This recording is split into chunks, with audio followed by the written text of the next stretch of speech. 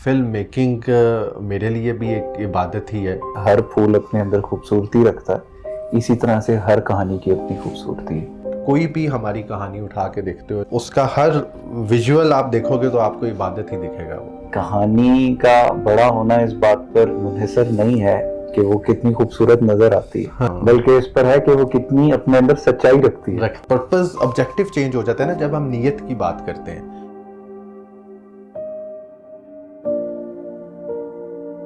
अस्सलाम वालेकुम जवाद भाई, क्या हाल है आपके? खैरियत से? अस्सलाम वालेकुम, मैं खैरियत से हूँ और थैंक यू सो मच कि आपने मुझे इस हासिल का हिस्सा बनाया और I was really looking forward to it. और माजरत भी कि मैंने काफ़ी वक्त लगा दिया यहाँ तक पहुँचते हुए, मुझे शायद पहले पहुँच जाना चाहिए था। नहीं नहीं नहीं, आप बिल्कुल मैं यूसुफ भाई का हम जब इंटरव्यू कर रहे थे, यूसुफ बशीर कुरैशी का, तो उन्होंने कुछ इसी तरह की बात की मुझे। उनसे वो मेरी पहली मुलाकात थी, तो मैंने उनसे कहा कि हमारी मुलाकात तो बहुत पहले हो चुकी है। तो उन्होंने कहा कैसे? तो मैंने उनसे कहा कि असल में मुलाकात या कम्युनिकेशन जो है वो तब होती है जब आपको अल्फाज की ज़रूरत ना रहे। ऐसे सो ही है। जो आई थिंक लाइक माइंडेड लोग होते हैं, या जिनको आप अहले ज़ुबान कहते हैं, सो उनके साथ आपकी एक गुफ्तगू जारी रहती है। एक वो इनविजिबल कनेक्शन होता है क्योंकि वो बिल्कुल। एनर्जी प्रेजेंट होती है ना। वो आप हैं, प्रेजेंट हैं नहीं है, लेकिन आप उस एनर्जी को महसूस करते रहते हैं। सो जवाद भाई, बहुत शुक्रिया अपने कीमती वक्त में से आज वक्त निकालने के लिए। और आज हम कोशिश करेंगे कि आपकी जर्नी के ज़रिए, आपकी काविशों के ज़रिए आपकी ज़िंदगी का हासिल हम समझें। वो अहमद नदीम कासमी साहब के कुछ लिखे हुए अल्फाज हैं जो मुझे, जब मैं आपकी जर्नी को देखता हूँ तो मेरे जहन में सबसे पहले वो आते हैं। वो कहते हैं कि दावरे हशर मुझे तेरी कसम, दावरे हशर मुझे मुझे तेरी तेरी कसम। कसम, उम्र भर मैंने इबादत की है। वाह वाह तू वाह मेरा नामा अमाल तो देख, मैंने इंसान से मोहब्बत की है। वाह वाह। सो आपका जो क्राफ्ट है ना विवाद भाई, आपने कुछ भी जो क्रिएट किया है उसके अंदर जो मुझे एक चीज़ सबसे खूबसूरत लगती है वो है association with humanity. Association with pain तो होती है हर आर्टिस्ट के क्राफ्ट में, लेकिन वो एक जिसे कहते हैं कि एक इनोसेंट सा बच्चा अपनी आँखों में और अपनी चाल ढाल में ज़िंदा रखना। So because I have seen you from day first, और आई थिंक के बहुत से ऐसे लोग होते हैं जो off the camera, on the camera, आप you are not been able to find the difference. Hmm. So आप कुछ उन चंद नायाब लोगों में से हैं जो अब इट्स वेरी डिफ़िकल्ट के आज के दौर में आपको मिले। सो अगर मिल जाए तो उनसे सीखना चाहिए। नहीं नहीं, ये तो मेरे लिए बाइसे एजाज़ है और मुझे लगता है कि आपने काफ़ी हावी अल्फाज इस्तेमाल कर दिए, लेकिन बहुत शुक्रिया आपका। मुझे ये लगता है कि मैं, मेरा ताल्लुक़ तो चले आर्ट से या जिस क्राफ्ट से है, इन जनरली भी आप किसी भी प्रोफेशन को, किसी की भी बात ले लें तो उसमें ह्यूमैनिटी, जो इंसानियत है, वो हमेशा सबसे ऊपर होनी चाहिए और सबसे ऊपर आनी चाहिए। So this is what I feel. और मुझे ये लगता है कि आज की कैपिटलिस्ट हम वर्ल्ड की जब हम बात करते हैं, जब हम जो है वो ख़रीदो फ़रोख्त की बात करते हैं, हम नाप तोल की बात करते हैं, हम नंबर्स की बात करते हैं, तो उन नंबर्स के बीच में ये इंसानियत कहीं गुम होती जा रही है और हर गुज़रते लम्हे के साथ ये और ज़्यादा उसमें खोती जा रही है, जो कि मुझे काफ़ी तकलीफ़ देता है। और फिर मेरी कोशिश होती है कि जो कहानियाँ मैं सुनाता हूँ, जो कहानियाँ मैं दिखाता हूँ, जो कहानियाँ मैं बनाता हूँ, उसमें मैं किसी तरह से इस ह्यूमैनिटी को, और जो उसकी सोल है, सोल ऑफ द ह्यूमैनिटी, जो उसकी रूह है, उसको मैं सामने ला सकूं, उसको मैं कैप्चर कर सकूं, कि शायद वो बहुत सारे ऐसे लोगों को, देखने वालों को ये रिमाइंडर दे सके कि हमारी प्रायोरिटीज़ शायद कुछ और होनी चाहिए। जवाद भाई, आपकी, अगर मैं आपको अगर एक लफ्ज़ में बंद करूं तो वो क्या कहना मुनासिब होगा? A film maker, an artist? मेरा तो ख्याल है कि आप इसको सबसे पहले तो एक महसूस करने वाला इंसान, और उसके बाद आप इसको कोई दास्तान को कह दें, आप फिल्म मेकर कह दें, आप आर्टिस्ट कह दें। कुछ दोस्त हमें एक्टिविस्ट भी कहते हैं। उनको लगता है कि जो हमारा काम है, जो हम विजुअल्स के थ्रू हम जिन जज्बात को उबारने की कोशिश कर रहे हैं और जिन कहानियों को वापस मेन स्ट्रीम में लाने की कोशिश कर रहे हैं, तो वो भी एक जहाद है। तो बिल्कुल, हाँ, बिल्कुल। तो आप कुछ भी कह लें जी, हम बिल्कुल आज़ाद हैं। हम इन ये जो लेबल्स हैं इनसे आज़ाद इनसे हैं। आज़ाद जिस तरह मैं बात करूँ ना, अगर हम अपने इस हासिल की बात करें जो हम काम कर रहे हैं, तो हासिल को हम जितनी एक मोहब्बत से देखते हैं ना, तो मेरे जहन में बिल्कुल ऐसे आता है जिस तरह आपकी अपनी कोई एक औलाद होती है, और या एक इबादत वाली एक जगह होती है जहाँ आप जाते भी बड़े आराम से हैं, आप जूते उतार के जाते हैं। वहाँ जाकर कोई आप ऐसी चीज़ नहीं करते, या कोई भी रिस्क होता है, जिस तरह अगर कोई रोटी है, मकई की रोटी है या कुछ भी है, तो आप ज़मीन पर रख के नहीं खाते, क्योंकि आप उसकी इज्जत करते हैं और आपके लिए वो कुछ होती है, मानी रखती है। तो उस हवाले से जो स्पेशली फिल्म मेकिंग में आपका जो क्राफ्ट रहा है, आपके लिए फिल्म मेकिंग क्या मानी रखती है? मेरा तो ख्याल है कि फिल्म मेकिंग मेरे लिए भी एक इबादत ही है, और मैंने उसको हमेशा उसी तरह से देखा है।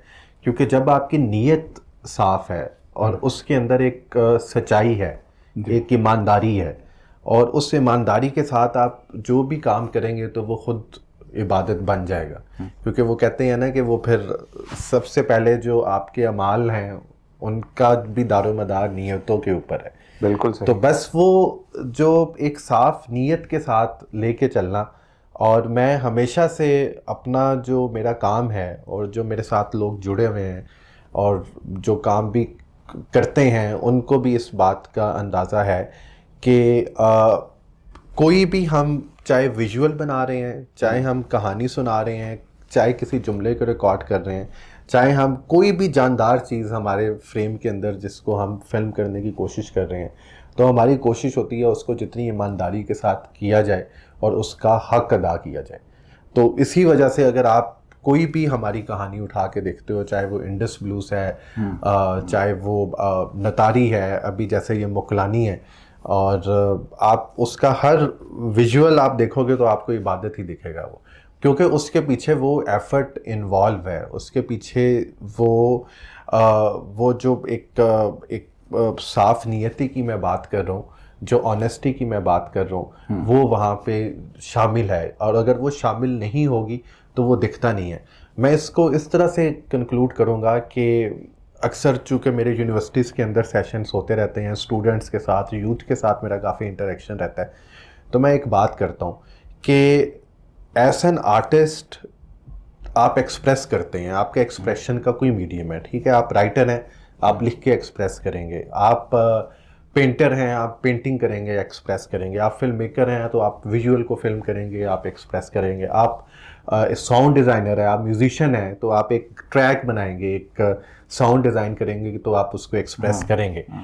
लेकिन जो आप एक्सप्रेस कर रहे हैं, जो सामने इमोशन आ रहा है, जो विजुअल आ रहा है, जो पेंटिंग के ऊपर जो आप लाइनें लगा रहे हैं, जो आप खाली सफ़े पे लिख रहे हैं, वो वही है जो आपके अंदर है। अगर आपका अंदर साफ नहीं है तो आपका आर्ट भी साफ नहीं होगा। अगर आपके अंदर वो ट्रांसपेरेंसी नहीं है, वो ईमानदारी नहीं है, वो ऑनेस्टी नहीं है, वो क्लैरिटी नहीं है, तो वो आपके उस विजुअल में, उस आर्ट में उसकी एक एनर्जी होती है, तो वो आपको महसूस नहीं होगी, आपको खुद महसूस नहीं होगी। और अगर आपकी अप्रोच वो नहीं है, पर्पस, ऑब्जेक्टिव चेंज हो जाता है ना जब हम नीयत की बात करते हैं। अगर आपकी नीयत है कि मैंने इस जो नफसा नफसी है उसका हिस्सा बनना है और कुछ मैंने ऐसी चीज़ बना देनी है। हमारी फील्ड में आजकल बीइंग वायरलिटी एक नया ट्रेंड चल निकला है जी, आपने वायरल हो जाना है और एक ऐसी कोई चीज़ हमने बना देनी है कि मैंने वायरल होना है। तो आपकी नीयत है कि मैंने वायरल होना है तो आप वायरल हो जाएंगे। उसके अंदर हो सकता है कि वो सब्सटेंस नहीं होगा। आपकी But नीयत वक्त ही है, जो है वो दुनिया को ऐसे हाँ, आर्जी आप पे आपकी नीयत है कि मैंने कीमत के लिए, एक प्राइस के लिए, एक पैसों के लिए मैं ये काम कर रहा हूँ, तो वो पैसों के लिए होगा। I agree. वो मैंने पिछले दिनों कुछ लिखा था कि इसी बात से कि लिफाजी की उलझनों में मानी खो बैठे, हाँ हाँ, इनाम की दौड़ में रस्ते खो बैठे, वाह वाह। मुंतज़िर है मंजिल कब आएगा हकदार, मुंतज़िर है मंजिल कब कब आएगा आएगा हकदार। हकदार, नफसा नफसी का लिबादा ओढ़े है तलबकार। वाह, नफसा नफसी का लिबादा हो रहे है तलबगार। हाँ। सो इसी बात से आपने एक बात कही जवाद भाई अपनी बात में, वो थी सच्चाई। और इशफाक अहमद साहब को एक बार मैं पढ़ रहा था तो वो एक बड़ी मज़ेदार एक कहानी है जहाँ वो अपने बाग में अपने कुछ स्टूडेंट्स के साथ खड़े हुए थे, तो उन्होंने कुछ फूल तोड़कर, खूबसूरत से फूल तोड़कर एक एक अपने स्टूडेंट को दिए। तो सबके हाथ में बड़े खूबसूरत फूल लगे, तो एक जो था स्टूडेंट, उसके हाथ में थोड़ा सा मुरझाया हुआ फूल था। तो वो थोड़ा सा एकदम हो गया। उन्होंने कहा कि जिस तरह ये तुम्हारे एक हर फूल अपने अंदर खूबसूरती रखता है, इसी तरह से हर कहानी की अपनी खूबसूरती है। तो वो जिसके हाथ में मुरझाया हुआ फूल था, तो वो एकदम से थोड़ा सा डाउन हो गया। तो उन्होंने उसको कहा कि बड़ी मज़ेदार बात की। उन्होंने कहा कि कहानी का बड़ा होना इस बात पर मुनहसर नहीं है कि वो कितनी खूबसूरत नज़र आती है, हाँ, बल्कि इस पर है कि वो कितनी अपने अंदर सच्चाई रखती है। रखती है। वाह वाह तो वाह। अब मैं बिल्कुल जैसे जैसे ना वो ऐसे लग रहा है कि जब आप तो बात करते हैं ना किसी एक लाइक माइंडेड सोल से, तो वो ऐसे लगता है कि यूनिवर्सल कहानियाँ हर दौर में रेलेवेंट होती हैं। बिल्कुल ऐसे ही है। और चाहे आपकी आज के दौर की जवाद शरीफ की ज़िंदगी की कहानी हो, वो टाइमलेस रहती हैं। बिल्कुल बिल्कुल। हर तरह के वक्त, दौर और हर तरह की कैद से आज़ाद होती आज़ाद है। होती है। इसी पर बिल्ड करते हुए मैं आपसे थोड़ा सा जाना चाहूँगा आपके बचपन की तरफ। सो आज जो जवाद शरीफ है, जिसको माशाल्लाह से दुनिया जानती है, बहुत सारे इंटरनेशनल अवार्ड्स जीत चुके हैं माशाल्लाह से। अभी रिसेंटली आपने जो अवार्ड, इस पर भी हम बात करेंगे। बट इस सारे के पीछे ये जर्नी शुरू कहाँ से हुई, ये कैसे, अगर इस पे थोड़ी सी हमें ज़रा हमारे साथ शेयर करें।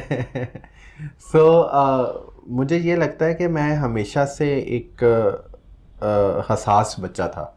अगर मैं अपने चाइल्डहुड की भी बात करूं, और मैं बड़े हम्बल बैकग्राउंड से मैं आ रहा हूं, और मेरी जो फैमिली थी जिस सेटिंग के अंदर था, तो वहाँ पे भी मुझे पता है कि छोटी सी, अगर बच्चे खेलते हैं, किसी को चोट लग जाती थी तो मुझे तकलीफ़ होती थी, और मुझे खुद लग जाती थी तो और ज़्यादा होती थी। तो मैं बेसिकली जो है वो हमेशा से एक सेंसिटिव बच्चा था। और हुआ यूं कि मुझे याद है बैक इन 2001 जब मैंने मैट्रिक किया, और उस वक्त वो कंप्यूटर आए, वो पेंटियम 1 2 हाँ 3 1 आई 2 3 रिमेम्बर। हाँ। तो वो पेंटियम 1 तक किसी तरह से मेरी रसाई हो गई, और उस पे मैंने देखा इसमें ये पेंटिंग का टूल बड़ा मज़ेदार है, तो मैंने उसके साथ खेलना शुरू कर दिया। और फिर इवेंचुअली मैंने उस वक्त एक सॉफ्टवेयर होता था फ्लैश, जिसके अंदर ना आप डिफरेंट एनिमेशंस बना सकते थे। तो मैंने उस सॉफ्टवेयर को, मुझे बड़ा, मैं इंजॉय करता था जब मैं उसमें कहीं परिंदे उड़ा देता था, कहीं पानी के अंदर जो है मूवमेंट आ जाती थी, कोई इस तरह की चीज़ें होती थी, तो वो सारी चीज़ें मैं उस प्रोसेस के ऊपर एंजॉय करता था। तो मैंने फ्लैश कार्ड बनाना शुरू कर दी। ग्रीटिंग कार्ड्स उस वक्त एक बड़ा ट्रेंड होता था कि आपने बिल्कुल किसी की सालगिरह है तो आप उसको वो भेज रहे हैं, किसी की शादी है तो आप उसको ग्रीटिंग कार्ड भेज रहे हैं, किसी को मोहब्बत का आपने पैगाम भेजना है तो आप एक खूबसूरत सा ग्रीटिंग कार्ड ढूंढते थे, वेबसाइट्स पे जाके भेजते थे। तो मैंने वो बनाने शुरू कर दिए, और मैंने उस वक्त जो है ना, फिर eventually slowly it's all self taught, और उस प्रोसेस के अंदर मैं वेब डेवलपमेंट के अंदर आ गया, और मुझे समझ आ गया किस तरह से वेबसाइट बनानी है। और उस वक्त मुझे याद है जो मैंने वेबसाइट्स बनाई थी, एक मैंने बनाई थी आंसू.com, आंसू.com, एक मैंने बनाई दिल्लगी.com, ओके, एक इसी तरह से मैंने बनाई दीवानगी.com। Okay, very nice. और वो मैंने वेबसाइट्स बनाई, और उसमें ग्रीटिंग कार्ड्स, और उसमें वो फोरम्स होते थे जिसमें हज़ारों में मेंबर्स होते थे। अच्छा। तो मैं बड़ा उनका एडमिन और मैं बड़ा उसको प्रोसेस को एंजॉय करता था। लोग अपनी दुखी शेयर चीज़ें सब शेयर कर रहे हैं और एक और ही फैंटेसी की दुनिया थी वो। तो और थ्रू दैट फिर मैंने उस वक्त नया नया ये गूगल एडसेंस आया, तो उसकी मुझे समझ आ गई, पावर कीवर्ड्स की समझ आ गई, तो मैंने वो अर्निंग भी उस प्रोसेस में शुरू कर दी। अच्छा, वेरी नाइस। लेकिन it become eventually too much कि वो जो एक फैंटेसी है वो इतनी ज़्यादा होगी कि मुझे लगा कि यार मुझे इस हकीकत में आना है, मुझे इस रियलिटी के साथ कनेक्ट होना है इवेंचुअली। मुझे महसूस होना शुरू हो गया कि मैं बिल्कुल ही एक इल्यूजन के अंदर लिव कर रहा हूँ। तो उस वक्त फिर मुझे एक अपॉर्चुनिटी मिली कि एक पीटीवी में कोई डायरेक्टर थे, उनको असिस्ट करो। तो थ्रू दैट अपॉर्चुनिटी मैं फिर वो पीटीवी में चला गया और वहाँ पे फिर मैंने असिस्ट करना शुरू किया। फिर मैंने कहा यार मैं जिस प्लेटफॉर्म में खेल रहा था वो बड़ा लिमिटेड था, ये तो पूरी फिल्म विजुअल चीज़ें, तो वो उस चीज़ों ने मुझे बड़ा इंस्पायर किया। तो मैंने कोई 5-6 साल असिस्ट किया कंटिन्यूसली डिफरेंट ड्रामा डायरेक्टर्स को, मुसलसल मैं असिस्ट करता रहा और हर तरह की इन्वायरमेंट के अंदर। और वो सारा मैंने वो वेब डेवलपमेंट वो सब कुछ छोड़ दिया, even it was a good solid income, लेकिन वो फिर मैं भी एक पागल इंसान हूँ, जब छोड़ता हूँ तो फिर मुकम्मल छोड़ देता हूँ। तो मैं उस दुनिया से निकल आया और फिर इस तरफ आहिस्ता आहिस्ता फिर मैंने इसको क्राफ्ट को समझा और इस पे फिर मैंने अपने इंडिपेंडेंट प्रोजेक्ट्स करना शुरू किए। अच्छा जवाद भाई, ये जो आपने पूरी अभी जर्नी अपनी बताई, तो मैं इसमें से कुछ चीज़ें पिक कर रहा था।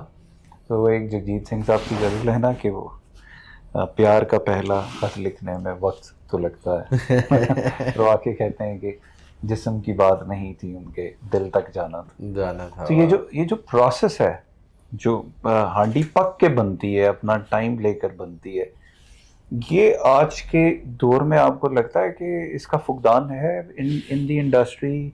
जो अभी काम हो रहा है शॉर्टकट्स की तरफ, प्रोसेस को शॉर्ट, एक होता है स्मार्ट हो जाना, आर्टिफिशियल इंटेलिजेंस आ गया, आपने एक prompt the, so you got the solution, but इसकी क्या वक़्त और वेटेज है स्टिल प्रोसेस की? इस पे थोड़ा सा अगर आप शेयर करें हमारे साथ। मुझे ये लगता है कि आज मैं जो कुछ हूँ तो इस प्रोसेस की वजह से हूँ। अगर मैंने एक वक्त था मुझे पतंगे उड़ाने का बड़ा शौक था, पिंडी में उस वक्त बसंत भी होती थी कमाल, तो वो भी मैंने कमाल बसंत होती थी, हमने खुद भी मनाई छतों के ऊपर जो है ना, मतलब क्रेजी मैंने वो गुजारे हैं और एक जुनून की हद तक मुझे शौक था। तो उसके बाद जब फिर क्रिकेट पे आए तो वो भी हमने उसी तरह लेके चले। तो मुझे ये लगता है कि आपकी ज़िंदगी में आप जिस जिस फेज से गुजरे होते हैं, जिस जिस प्रोसेस से गुजरे होते हैं, तो इवेंचुअली वो फिर आपका आपके आगे जो भी काम है उसमें आके रिफ्लेक्ट कर रहा होता है। तो इट्स वेरी इंपॉर्टेंट। और ऐसन जब आप एक स्टोरी टेलर बात करते हैं, ऐसन आप हदायतकार या एक डायरेक्टर बात करते हैं, तो उसके लिए बड़ा इंपॉर्टेंट है आपने उन कहानियों को लिव किया हो, आपने उन एक्सपीरियंसेस को लिव किया हो। क्योंकि अगर आपने लिव किया होगा तो आप उसको बिल्कुल और तरह से स्क्रीन के ऊपर लाएंगे, उस कहानी को उस तरह से रिफ्लेक्ट करेंगे। आप ऐसे स्पीकर अगर एक कहानी सुना रहे हैं, लेकिन अगर आपने उसको लिव किया हुआ है तो उसकी डिटेल ही बदल जाएगी।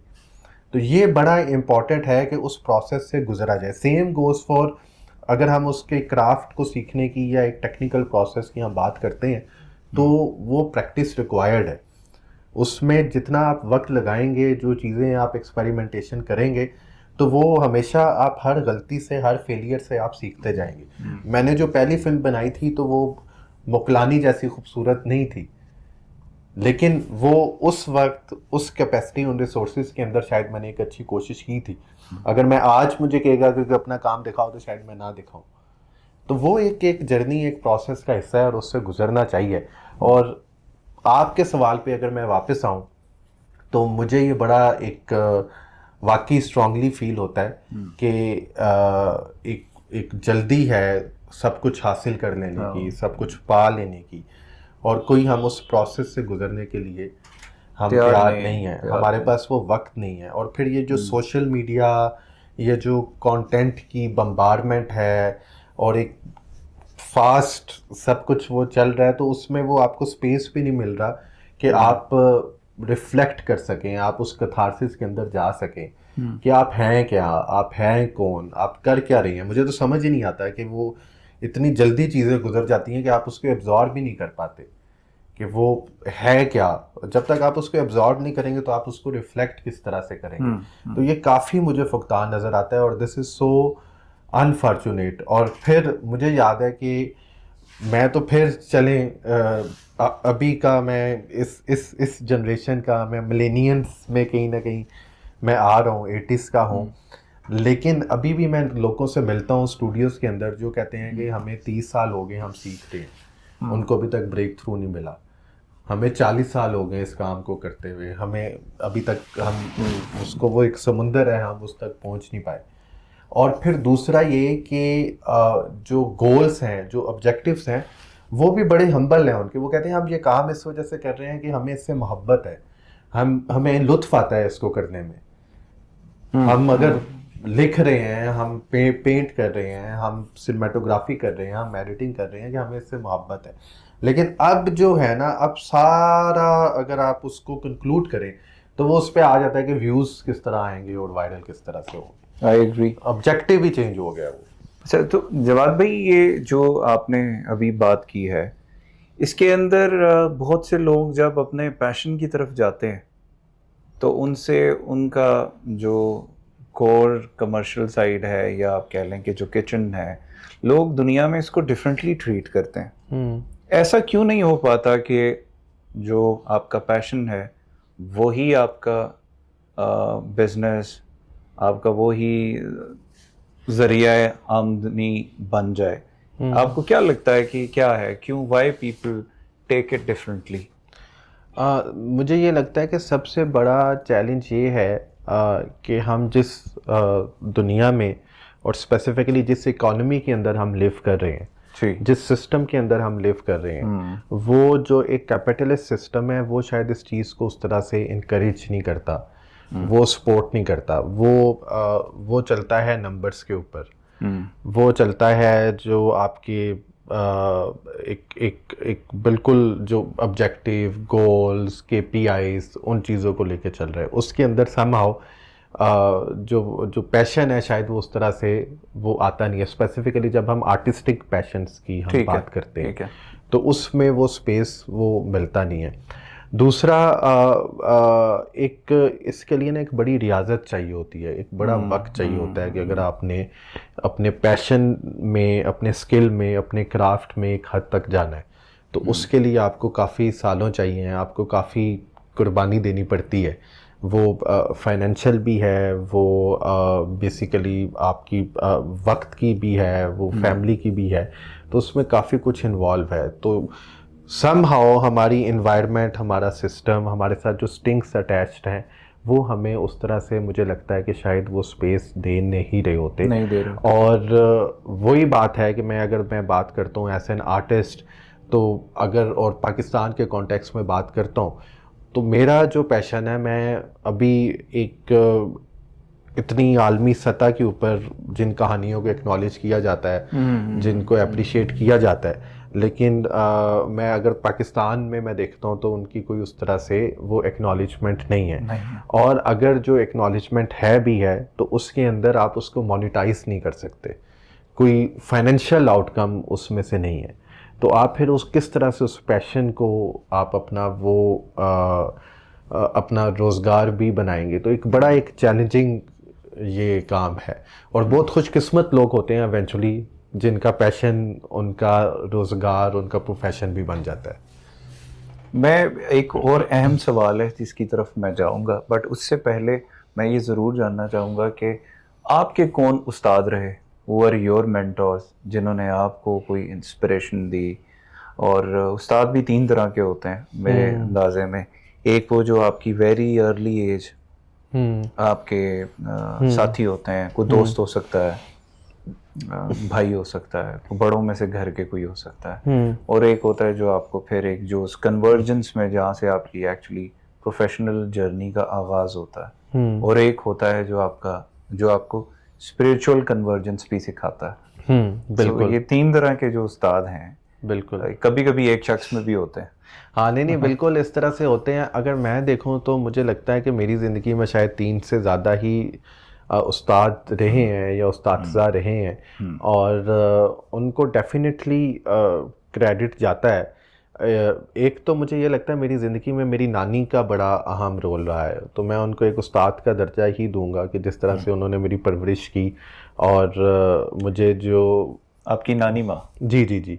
तो बेसिकली जो उन्होंने उस वक्त मुझे हक और बातिल के हवाले से जो चीज़ें मेरे जहन में डाली, जो मुझे समझाने की कोशिश की, जो मेरे इखलाक की बात आती है तो किस तरह से मुझे गुफ्तगू करनी है, और किस तरह से मुझे बुज़ुर्गों की इज़्ज़त करनी है, किस तरह मुझे जो है छोटों का एहतराम करना है, और जो बेसिक्स होती हैं एक लाइफ की। तो एक तो अगर मैं उसको अपने बचपन को मैं देखूं तो उनका बड़ा एक काफ़ी ज़्यादा इम्पैक्ट रहा मेरी लाइफ के ऊपर। उसके बाद मेरी ज़िंदगी में काफ़ी उस्तादज़ा आए, और मुझे ये लगता है कि एक पॉइंट के ऊपर आके हर किसी से कुछ ना कुछ मैंने सीखा। तो कोई स्पेसिफिक मैं नहीं दूंगा, लेकिन एक मुझे एक जब मैं इस फिल्म वाली दुनिया में आया तो एक सैयद अली हसनैन साहब, मैं उनको बड़ा क्रेडिट देता हूँ। वो रेडियो के आरजे भी थे, और उनके साथ जब बैठ के वो एक गुफ्तगू होती थी और जिस तरह से उन्होंने मुख्तलिफ़ कॉन्सेप्ट, आइडियाज़, चीज़ें मेरे मेरे जहन में डाली। ये मेरा ख्याल है उस वक्त ये मेरे अर्ली 20s की या 1920 की बात है। तो वो उन्होंने काफ़ी ज़्यादा असर छोड़ा उस वक्त। और उसके साथ साथ मुझे ये लगता है कि मेरा जो सबसे बड़ा जो उस्ताद है वो शायद मेरी आइसोलेशन भी है, मेरी तन्हाई भी है। क्योंकि मैं जो है मैं बड़ा एक अपनी आइसोलेशन को एंजॉय करने वाला, उसका लुत्फ़ लेने वाला इंसान हूँ। तो मैं अक्सर और मेरी रूटीन भी इस तरह है कि मेरे रात जगे ही होते हैं, मैं सुबह सोता हूँ तो मैं रातों को बैठा रहता हूँ। तो वो जो तन्हाई है वो आपको काफ़ी कुछ सिखाती है। जब आप उस प्रोसेस में, अपने उस थॉट प्रोसेस में जाते हो, जब आप वो एक ख्याल से दूसरे ख्याल को जोड़ते हो, और जब आप एक रैंडम ख्यालों की आवारागर्दी के अंदर होते हो, और फिर उसी आइसोलेशन के अंदर आपको मुख्तलिफ आइडियाज़ भी आ रहे होते हैं, आप रिफ़्लेक्ट भी कर रहे होते हो। तो मुझे ये लगता है कि तन्हाई भी एक बड़ा उस्ताद है। उसके अलावा तो मेरी ज़िंदगी में मेरे वालिदैन हैं, उस्तादसा हैं, दोस्त हैं। बड़े ऐसे मेंटर्स आए, ऐसे दोस्त आए जिन्होंने मुझे स्पेसिफ़िकली पॉलिटिकली काफ़ी ज़्यादा करेक्ट किया, और काफ़ी ज़्यादा अवेयरनेस मुझे दी।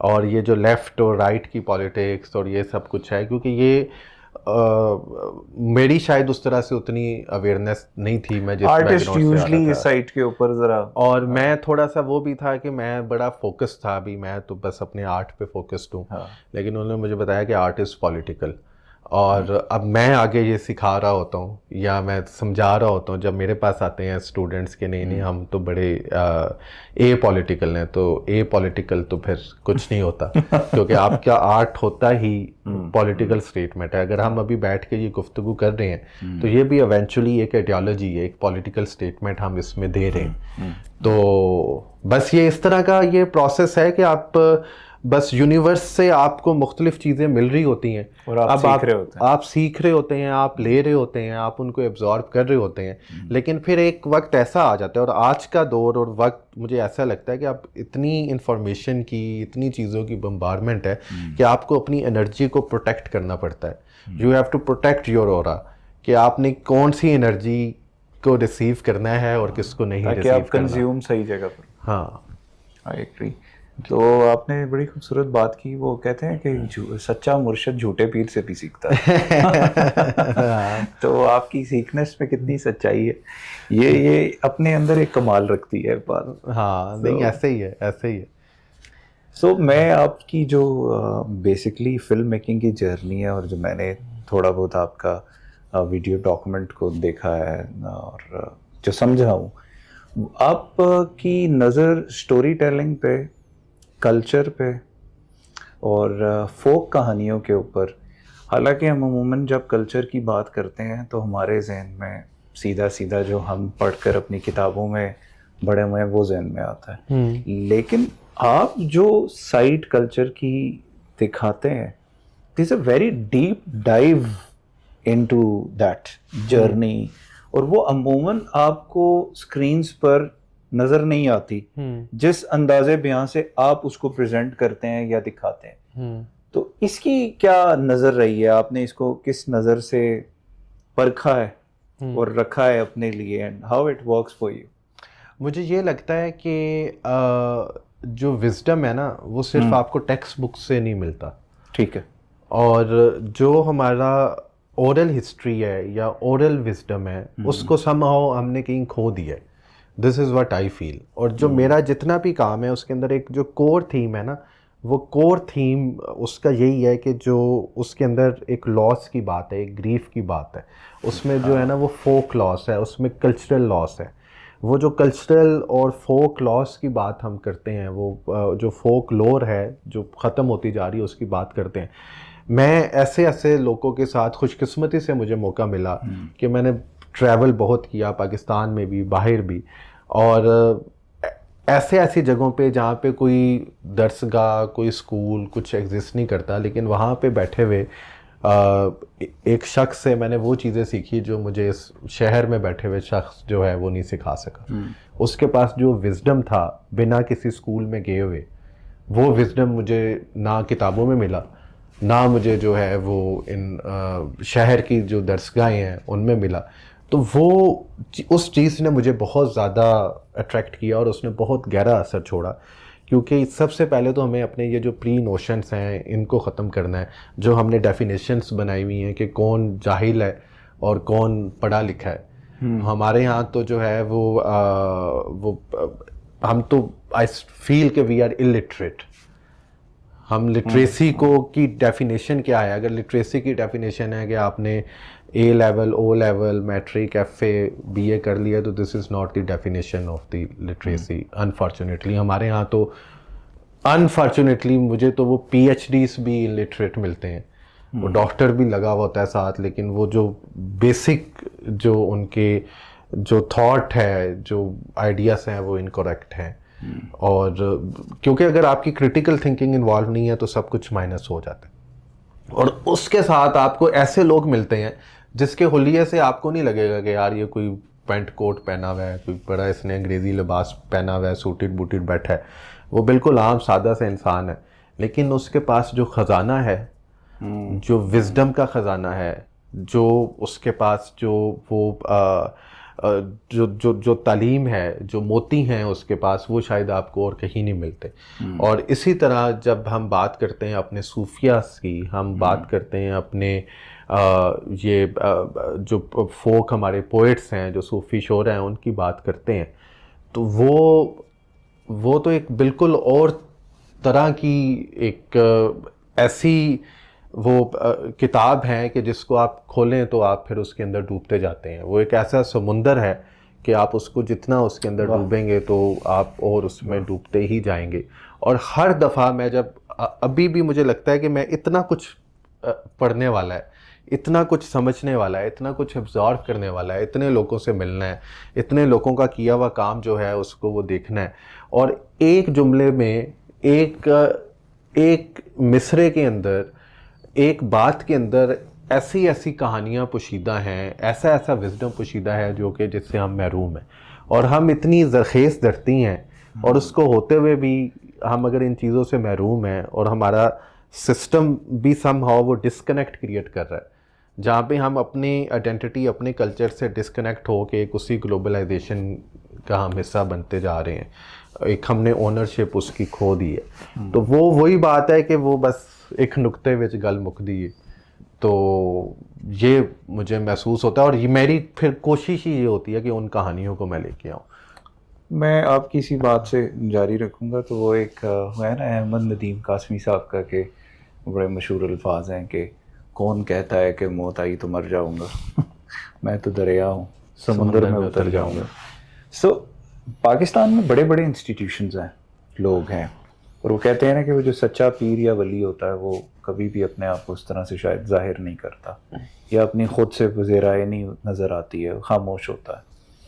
तो इस सारे के अंदर जब हम अपने आप को इस सब कॉन्टिनेंट के अंदर कंपैरिजन करते हैं, लेट्स से हमारे बिल्कुल ही पैरेलल एक बहुत बड़ी इंडस्ट्री है और उसमें कुछ ऐसे नाम हैं जो कि ख़ास तौर पे जो उनकी जो ये अब नए तर्ज के सीजन्स बन रहे हैं और जिसके अंदर जो उनके थोड़ा सा सेंसरशिप से भी आज़ाद होकर बनाते हैं, आई थिंक उसमें बहुत हद तक कमाल की हद तक भी एक्टर्स भी आ रहे हैं, डायरेक्शन भी है, क्राफ्ट भी है और उसको सराहा भी जाता है। और अगर आप उनके वहाँ पे जो एक्टिंग के स्कूल्स हैं, वहाँ पे जो बच्चे हैं, उनकी वहाँ की जो सोसाइटी के अंदर एक सेंस है, वो बड़ी कमाल नज़र आती है कि हमारे यहाँ पर क्यों मिसिंग है और क्या इसका ताल्लुक हमारे इस माशरे के की बनावट से भी है। आप इसको कैसे देखते हैं, अगर इस पे थोड़ा सा एज अ फिल्म मेकर और श्योर? मैं ऐसा जो फिल्म मेकर और स्टोरी टेलर, एक मेरा जो सब्जेक्ट है वो ये है decolonisation of the story telling. आपने अपनी कहानी को गुलामी से कैसे आज़ाद करना है। हम अभी तक जो हमारा माइंड है वो कॉलोनाइज्ड है। अभी भी आप यहाँ से बाहर निकलेंगे तो वो इंग्लिश मीडियम स्कूल, तो इंग्लिश मीडियम ये और फलाना मीडियम ये और कैम्ब्रिज और ऑक्सफोर्ड और वो सब कुछ। तो ये सब क्या है, मतलब हम उसी एक गुलामाना जहन के अंदर है। लेकिन ये इंडिया में भी नहीं है, आपको नहीं लगता कि? मुझे ये लगता है कि इंडिया काफ़ी हद तक इससे आगे निकल चुका है। इंडिया के अंदर जो मैंने अपने कल्चर की, अपनी धरती की, अपनी मट्टी की ऑनरशिप मैंने देखी है, बदकिस्मती से वो ऑनरशिप मुझे यहाँ पे नज़र नहीं आती। और स्पेसिफिकली चूँकि मेरा ताल्लुक पंजाब से और मैं पंजाब की बात करूँ, तो हम पंजाबियों ने जिस तरह से डिसोन किया है अपने कल्चर को, अपने लैंग्वेज को, कि वो उसको हमने एम्बैरेसमेंट बना दिया। हमारे घरों में नहीं बोली जाती। मेरे वालिदैन ने मेरे साथ उस तरह से नहीं बोली। ठीक है, हमारे यहाँ ये है कि आप बच्चा जितनी अच्छी अंग्रेज़ी बोलेगा और जितनी अच्छी एक्सेंट में बोलेगा, तो ये वालिदैन का फ़ख्र भी है और सोसाइटी के अंदर भी उसके लिए पढ़ा लिखा समझा जाता है जो है वो अपॉर्चुनिटीज़ उसको वो मिलेंगी। तो ये जो एक माइंड सेट है, सबसे पहले इसको बदलने की ज़रूरत है और इसको ऑनरशिप लेने की ज़रूरत है। हम जो एक आइडेंटिटी क्राइसिस के अंदर है, अगर आपने इंडस ब्लूज़ देखी है पूरी, तो उसका जो शुरू में टाइटल आता है, वो टाइटल जिस जगह पे आ रहा है वहाँ पे एक स्टूडेंट है और वो जो स्टूडेंट है वो एक म्यूजिशियन बैठे हुए हैं जो वहीं की धरती का एक साज़ है, सरिंदा, जो आखिरी साज़ है। एक ही इजाज़ सरदी है जो उसको बजाते हैं, कोई और उसको नहीं बजाता, कोई साज़ को कोई बनाता नहीं है, और हम उसको फिल्म करने की कोशिश कर रहे हैं इजाज़त लेके, लेकिन वहाँ के यूनिवर्सिटी के वो स्टूडेंट्स उसको फिल्माने नहीं दे रहे। और जब उनसे थोड़ी सी बहस हुई भी क्यों नहीं, तो वो कहते हैं कि ये हमारा कल्चर नहीं है, ये हमारी सकाफ़त नहीं है। हालांकि वो साज़ तो पिछले 500 साल से वहाँ पे एग्जिस्ट कर रहा है या मे बी 1000 साल से एग्जिस्ट कर रहा है। तो ये जो एक आइडेंटिटी क्राइसिस है कि आपकी सकाफ़त कहाँ से आ रही है, जो आपने बात की कि इंडिया के अंदर तो ओनरशिप है, तो वो इस क्राइसिस के अंदर नहीं है जिस क्राइसिस के अंदर हम हैं, जहाँ पे शायद मुझे ये लगता है कि मज़हब और कल्चर को मिक्स कर दिया गया और कंफ्यूज कर दिया गया। तो उसकी वजह से जो हमारी जो रस्में जिनको हमें लेके चलना चाहिए था, अब ज़ुबान पंजाबी के अंदर तो क्या क्या विजडम पड़ा हुआ है। हाँ जी। आप बाबा बुल्ले शाह से लेके आजकल हमारे कुछ नौजवानों ने उनको कमर्शियली लेना शुरू किया है, तो आप उठा लें, आप हीर वारिस को उठा लें, सही, हाँ। आप हीर वारिस उठा लें, मियाँ मोहम्मद बख्श उठा लें, क्या कुछ नहीं पढ़ा हुआ है। मुझे तो स्कूल में नहीं पढ़ाया गया। ट्रू। और एक पब्लिक स्कूल में मैं पढ़ा हूँ, सरकारी स्कूल में मैं पढ़ा हूँ, तो मुझे तो ये चीज़ें तो जो पढ़ाई नहीं गई, मुझे तो ये पता ही नहीं है, मुझे तो इन कहानियों का पता ही नहीं। अच्छा जवाद भाई, आपकी जो एक और ख़ास बात ना जो आपके क्राफ्ट में है वो है कि मैं अक्सर बात करता हूँ कि आपकी क्राफ्ट में से जब ना फ्रेश, जिसे कहते हैं ना, ताज़ा मिट्टी की खुशबू आती है, वो इनोसेंस दिखाती है, वो ऑनेस्टी दिखाती है आपके क्राफ्ट की। और अभी जो आपने रीसेंट एक अभी जिस पे अवार्ड भी जीता है, मोकलानी, अगर आप उसके ऊपर कुछ हमारे साथ शेयर करना चाहें फॉर आवर ऑडियंस, क्योंकि हमारा एक मकसद होता है कि थोड़ा सा लार्जर लेंस में लोगों को दिखा सकें, अगर कोई एज अ फिल्म मेकर काम कर रहा है तो वो किस बड़े पर्पस और क्लैरिटी के साथ जुड़ा हुआ है। सो आप क्या इस बारे में कहना चाहेंगे? देखें, बेसिकली मोहकलानी जो है ना वो सिंधी ज़बान का लफ्ज़ है जिसके मानी है आखिरी मुलाकात, okay, farewell, the last meeting. और इसकी कैफियत, जो इस लफ्ज़ की कैफियत है ना, देखें हर ज़ुबान की खूबसूरती है। इसकी कैफियत ये है कि ये आखिरी मुलाकात है, लेकिन आपका दिल चाह रहा है कि ये आखिरी मुलाकात ना हो। जनरली आप ऐसे जब ही है जुदा जी। हो रहे होते हैं तो आपका दिल ये चाह रहा होता है कि आप जुदा ना हो। तो दिस इज़ व्हाट मोकलानी इज़। अब ये पूरी कहानी क्या है? ये पूरी कहानी ये है कि पाकिस्तान की एक सबसे बड़ी झील जो मंछर झील है, फ्रेश वाटर की, ताज़ा पानी की, जिसका एरिया कोई 250 स्क्वायर किलोमीटर है, 250 स्क्वायर किलोमीटर। बहुत, आप अगर झील के वस्त में हैं तो इन्फिनिट है, आपको सिर्फ आसमान और पानी मिलता हुआ दिखता है, उसके अलावा कुछ नहीं दिखता। ओके।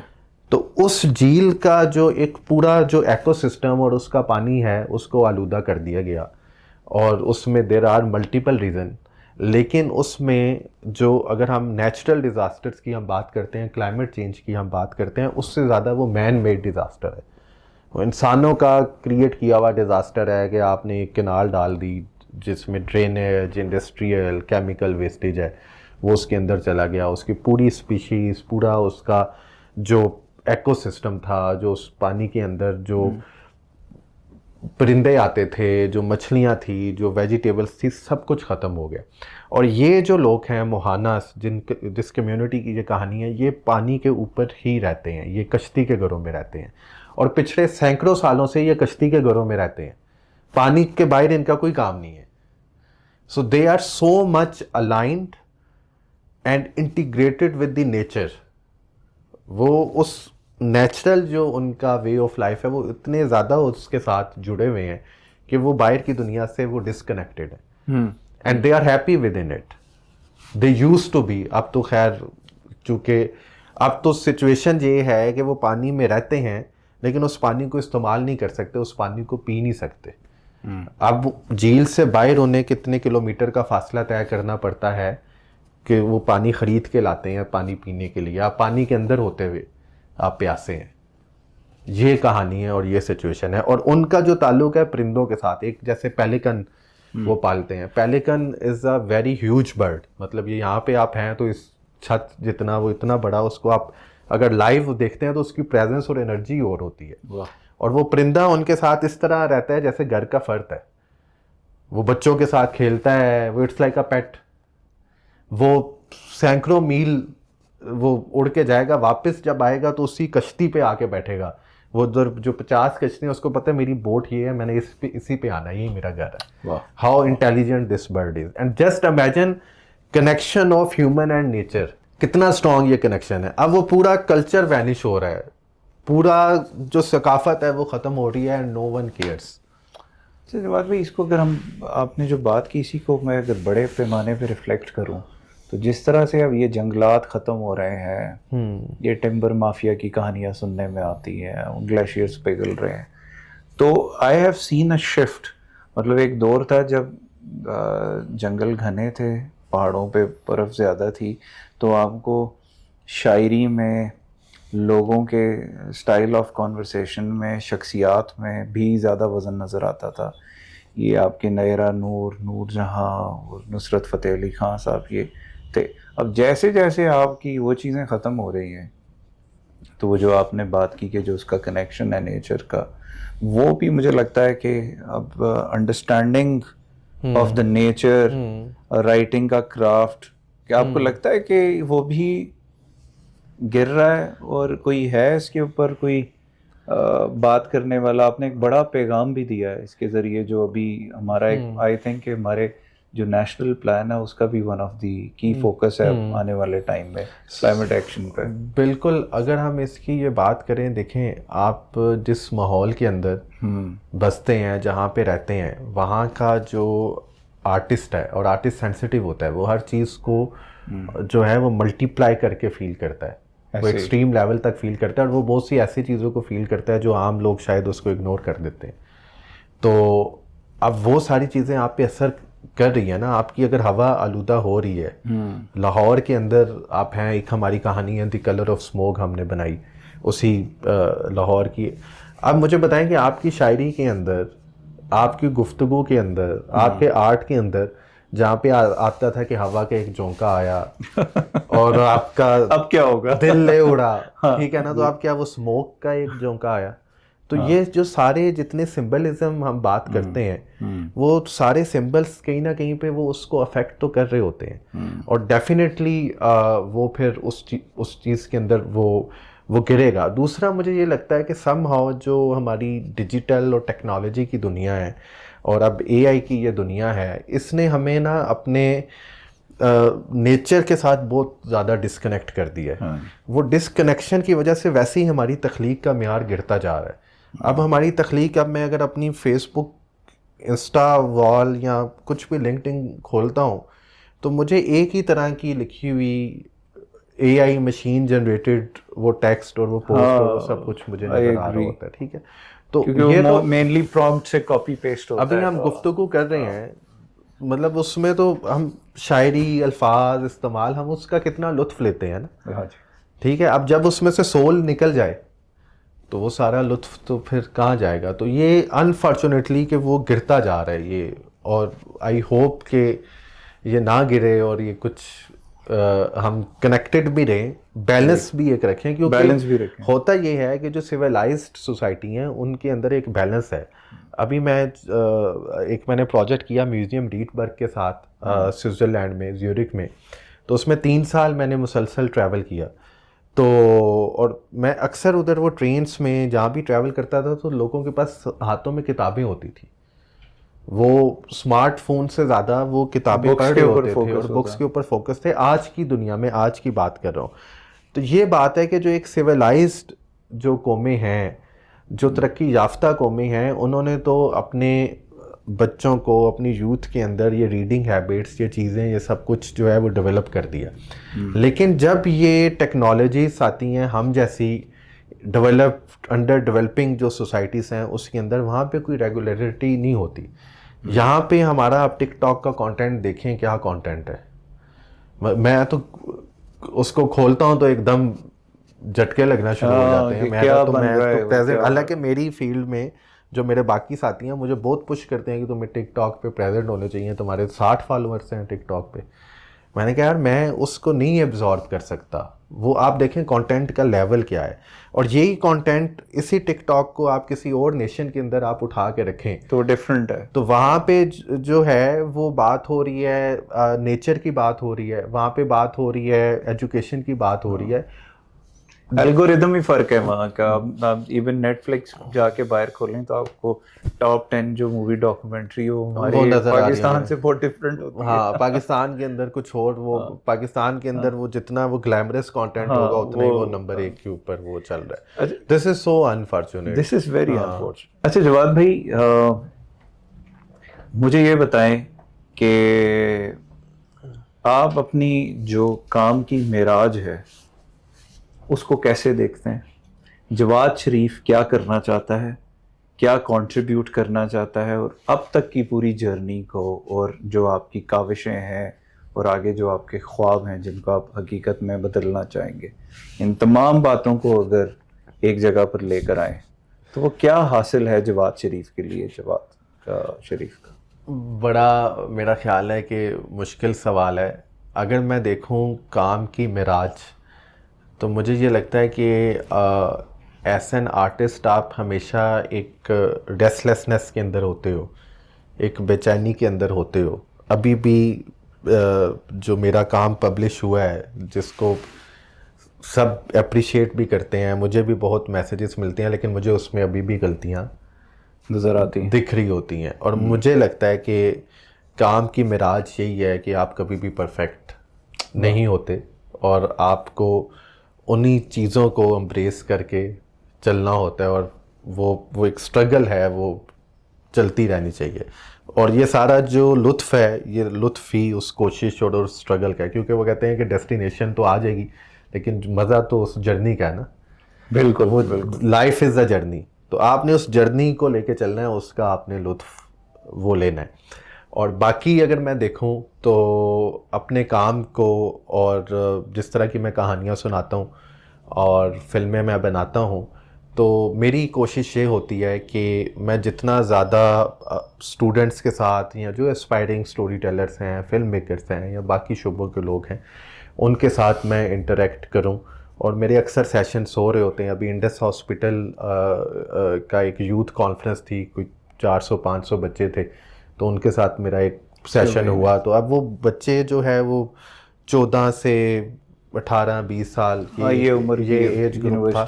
तो अब उनको जब ये कुछ मैंने कहानियाँ, कुछ विजुअल दिखाए, अब आप वो सीड्स है ना, आप वो बीज आप डाल रहे होते हैं कि जब आपको पता है, जितनी अभी आज हमने गुफ्तगू की कि कैसे आर्टिफिशियल इंटेलिजेंस उसको टेक ओवर कर रही है, कैसे नफ्सा नफसी के अंदर है, तो उसके बीच में आप फिर क्या कर रहे हैं, हाउ यू कैन पुट दो सीड्स कि ठीक है आप उसको एआई को यूज़ करें, उसका जितना बेनिफिट ले सकते हैं आप लें, वो डेफिनेटली आपके काम को आसान करेगी, लेकिन आपने you have to be connect with your soul as well. आपने अपने इनर के साथ, अपनी सोल के साथ कनेक्ट होना है। आपने उसको नहीं छोड़ना, आपने इस रेस के अंदर खुद को माइनस नहीं करना, अपनी आइडेंटिटी को, अपनी सोल को, इन सब चीज़ों को लेके चलना है।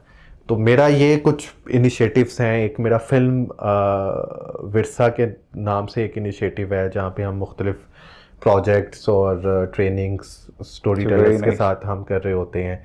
इसी तरह क्लाइमेट कहानी एक हमारा इनिशिएटिव है जिसके अंदर हम स्पेसिफिकली जो क्लाइमेट रिलेटेड जो कहानियाँ हैं और उनको ग्राउंड लेवल से, कम्युनिटी की लेवल से, उन्हीं की ज़ुबान के अंदर हम सामने लेके आ रहे होते हैं। तो पर्पज़ यही है कि बस इन सब चीज़ों को लेके चलना है।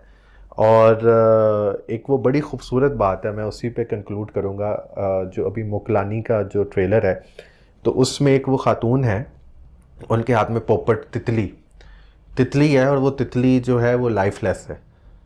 तो वो उस लाइफलेस बेजान तितली को लेके हाथ में वो ये कह रही हैं कि जिस तरह ये तितली यहाँ पे खो गई है, हम भी इसी नफ्सा नफसी के अंदर खोते जा रहे हैं और गुम होते जा रहे हैं। वाह। लेकिन हमें बचाना है ख़ुद को, और हमें ख़ुद को प्रोटेक्ट करना है, ख़ुद को संभालना है, और ये एक बड़ा काम है। और मेरा ये ख्याल है कि हासिल से भी आप शायद यही करने की कोशिश कर रहे हैं, जितना मैंने आपके काम को समझा और जिस तरह से आपने ये काम किया। तो I really appreciate and acknowledge कि बहुत कम लोग हैं, नहीं तो आप एक वो कमर्शियल भी तो कर सकते हैं ना जी, लेकिन बहुत कम लोग हैं जो कि एक बिल्कुल क्लियर विजन और मिशन के साथ उस चीज़ को लेके चल रहे हैं। थैंक यू जी। वो आपके लिए कुछ चंद अल्फाज हमारी तरफ से वो अहमद नदीम कासमी साहब का एक लिखा हुआ है कि चारा साजों से अलग है मेरा मेयार के मैं जख्म खाऊंगा तो कुछ और सवर जाऊंगा। वाह वाह। आई थिंक जो आपका की मैसेज आपकी बात में वो यही है कि आप चलते रहते हैं और उसी में आप सीखते हैं, उसी में गिरते हैं और आगे चलते हैं। हमारी तरफ से एक छोटा सा नजराना हासिल की तरफ से जी आपके लिए जवाद भाई, ये मैं आपको पढ़ के भी सुनाऊंगा। ज़रूर ज़रूर ज़रूर। तो ये है जी के हासिल का सलाम जवाद शरीफ के नाम। वाह वाह। ये मेरा अपना लिखा हुआ है जी। वाह वाह। एक कैमरा, एक दिल और हजारों कहानियाँ। वाह। तुमने मंजिर नहीं मानी देखे, जहाँ दुनिया शोर में खो गई, तुमने खामोशी को आवाज़ दी। वाह। ये हासिल तुम्हारे सफ़र की तहसीन, उन आँखों के नाम जो ख्वाबों से हकीकत बनाती है। वाह वाह वाह वाह। थैंक यू आपको। This is such a surprise. This is such a surprise. Thank you very much sir. Thank you so much ji. हमने कहा आपके साथ कोई ऐसी चीज़ जाए जो आपके लिए यादगार रहे। आपने जो है ना, वो मेरा ख्याल है कि मेरा खून जो है ना उसको दोबारा से आपने जुम्मिश दे दी है। Thank you so much Asad, means a lot. Thank you very much. And best wishes for हासिल। and मेरी कोशिश है कि हम भी इसके साथ जुड़े रहें, और बहुत कम लोग हैं जैसे मैंने कहा कि वो इस तरह का काम कर रहे हैं। Thank you very much. तो कोशिश यही होगी कि हम जितना इसमें आपका साथ दे सकते हैं। Thank you so much. बहुत शुक्रिया। Thank you very much. Thank you very much sir.